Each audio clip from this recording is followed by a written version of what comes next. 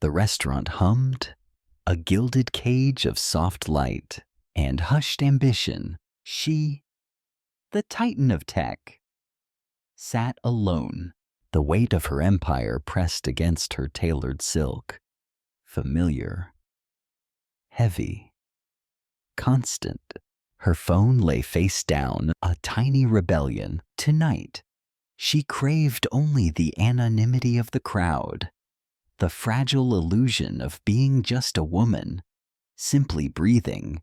Across the room, Daniel, a single father shaped by late nights and far too early mornings, picked at a cheap pasta dish, his hands calloused, told the story of a life lived entirely for someone else. This meal wasn't luxury, it was a hard-won truce with exhaustion. Then, the world tilted, her breath caught, hitched. A desperate plea. Her hand flew to her throat, eyes wide. Terror tore through her carefully built composure like paper around her. Polite confusion slowly curdled into panic. A chair scraped, a gasp, glass shattered. But before chaos could swallow the moment, Daniel moved. No hesitation, no thought for his own anonymity. Years of reading the quiet warnings in his daughter's labored breathing had sharpened his instincts to a razor's edge. He crossed the room in seconds, his voice, low, firm, sliced through the rising hysteria. Move. He didn't ask, he didn't wait. His arms wrapped around her, the practiced press of his hands, a brutal, life-saving intimacy. Once, twice, then a third, decisive thrust. Air rushed back into her lungs, raw, tearing, glorious. She sagged, head bowed, hands gripping her knees, life flooding back in a violent, shuddering wave. When she finally looked up, her gaze locked with his, raw, unprotected, vulnerable in a way she almost never allowed. "Thank you," she whispered, her voice fragile, trembling. "You saved my life." He simply nodded, no flourish, no lingering.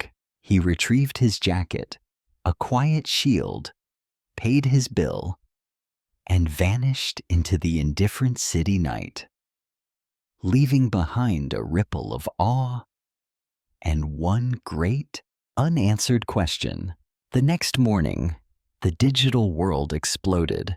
Mystery man saves CEO, but she saw only the quiet dignity of his retreat, a profound absence of expectation. In a world that screamed for constant recognition, she found him, not with fanfare, with quiet resolve. His apartment was small, warm with the scent of a recent meal, scattered toys, vibrant splashes of a child's artwork on the walls. This was a life built on devotion, not ambition. "I didn't come to thank you again," she began, her voice softer than he'd ever heard it. "I came to understand." He shrugged, almost dismissive. "There's not much to understand. Someone needed help. You could have stayed," she pressed, eyes searching his. "Claimed your story. I have a daughter," he answered, gaze steady, unwavering. She was waiting. Those words struck her, not with sadness, but with a clarity so sharp it almost hurt. All her meticulously constructed success suddenly felt thin, fleeting. Against the quiet gravity of his world, they spoke of life, of fear, of the fierce grip of responsibility. He asked for nothing, expected nothing, and in that absence, he gave her more than a rescue. Before she left, she risked one last question. "If there's anything at all he thought. A long, weighted silence. Just make the world a little safer, he finally said, eyes meeting hers. For people who don't get headlines, she nodded. A silent vow settled deep inside her. The story faded, swallowed by the relentless churn of news cycles. But beneath the surface, something stirred. Daniel received an offer. Flexible hours, better pay, real benefits, an opportunity that wove itself seamlessly into his life. Instead of tearing through it, his daughter's school gained new funding. Quiet CPR initiatives bloomed across the city, all tied to a foundation newly devoted to silent heroes. And the CEO, she changed too. Her gaze in boardrooms lingered longer. Her questions shifted. Success, she realized, wasn't only about growth.